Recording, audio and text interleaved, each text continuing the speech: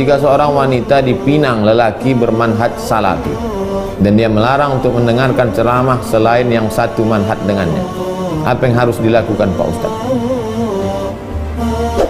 Nampaknya mau melaga-laga saya sama salafi. Apa tak cukup lagi video tu salafi itu mencaci maki saya?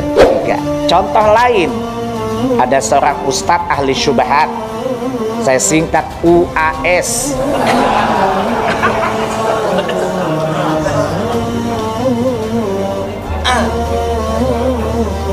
Ya, bilangnya saya ustadz ahli syubhat. Tanya aja lagi.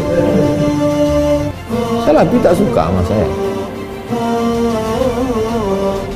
Dia mengatakan bahwa misalnya ada orang mengatakan, mengutip pendapat seorang syekh di Qatar ya, bahwa Syekh Yusuf Qaradawi mengatakan bahwa karena para sahabat melihat Nabi langsung, bertemu dengan beliau, bahkan bersentuhan dengan beliau, maka kalau mereka tidak bermaulid tidak apa-apa.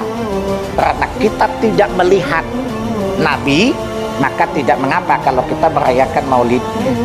Ini kita jawab syubhat menurut manhaj salaf. Seluruh ulama di dunia ini, ulama, profesor, doktor, ketuanya Syekh Yusuf Al-Qaradawi. Siapa namanya? Syekh Yusuf Al-Qaradawi.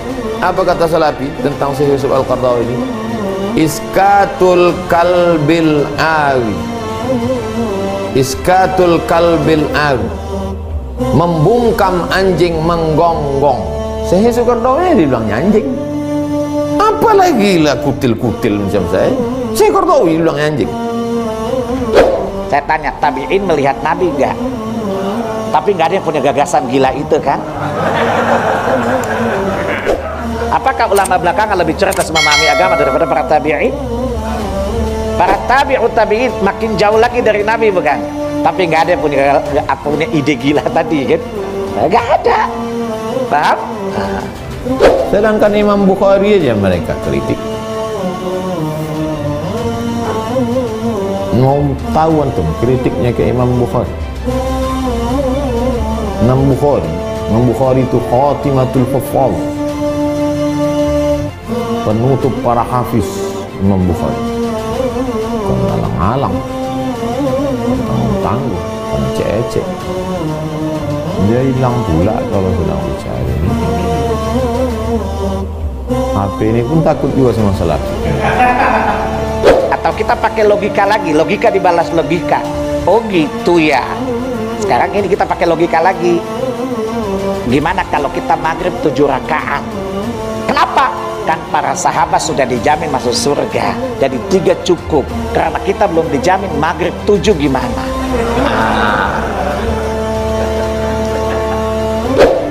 Seluruh ahli hadis di dunia ini yang dapat bergelar kalau sudah disebut waqalal hafiz, kalau sudah disebut hafiz, tak ada hafiz lain selain Hafiz Ibnu Hajar Al-Asqalani. Al-Hafiz Ibnu Hajar Al-Asqalani. Sahih Bukhari itu 7.275 hadis habis di syarahnya semua.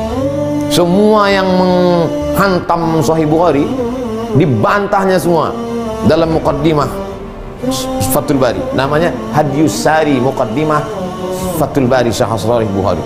Itu pun dibantai salafi juga. Ini nama kitabnya. At-Tanbih 'alal mukhalafat al-aqdiyah fi Fathil Bari. Peringatan terhadap mukhalaf yang bertentangan dengan masalah akidah dalam Fathul Bari. Kenapa? Karena Hafiz Ibnu Hajar Asqalani itu Asy'ari. Udah, sudah Insya. Jelas itu? Bisa rusak agama ini. Rusak kalau semua berinterpretasi terhadap agama. Paham? Oleh karena itu, agar kita tetap di atas kebenaran, maka pahamilah jalan kebenaran itu, atau jalan memahami kebenaran itu dengan jalan pemahaman orang-orang yang benar, karena mereka terakreditasi dari langit. Allah membenarkan mereka dan dibenarkan oleh Rasulullah. kalau antum hanya mendapatkan rekomendasi dari langitan, bukan dari langit.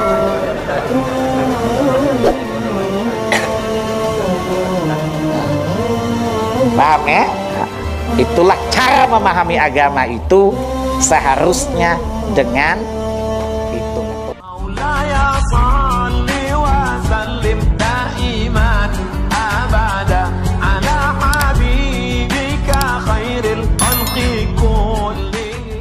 Jangan heran Ustadz Somad dideportasi. Singapura sudah lama anti-Islam. Ustadz Abdul Somad alias UAS dideportasi dari Singapura kemarin. Sebelum dideportasi, beliau dimasukkan ke tahanan imigrasi. Sel tahanannya hanya sebesar 1x2 meter.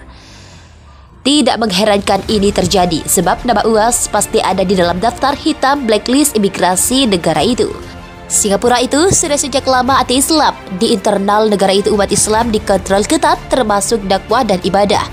Tak keliru kalau Singapura disebut menerapkan Islamophobia secara institusional. Artinya, negara itu memiliki perangkat regulasi yang anti-Islam, termasuklah regulasi keimigrasian. Sangatlah mungkin pihak yang mengundang akan diinterogasi. Tidak tertutup pula kemungkinan mereka akan mengalami perlakuan khusus dari badan-badan keamanan Singapura. Penahanan di sel imigrasi tidak seharusnya dilakukan terhadap UAS. Pihak keamanan pastilah bisa melakukan evaluasi asesmen apakah beliau akan menjadi ancaman keamanan di bandara.